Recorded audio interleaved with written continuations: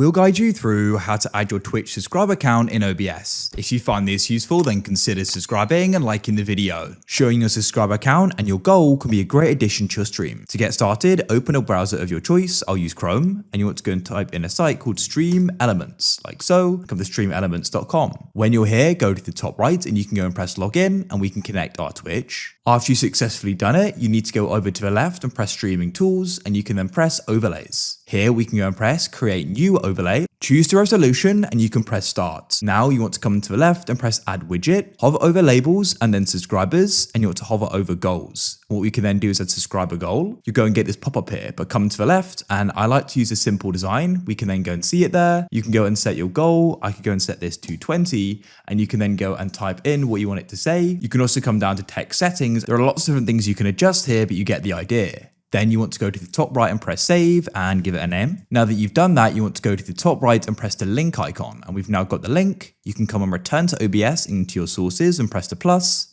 select browser and press OK. In the URL, paste in the address and you can then go and press OK. And there it is. We now have added our subscribers.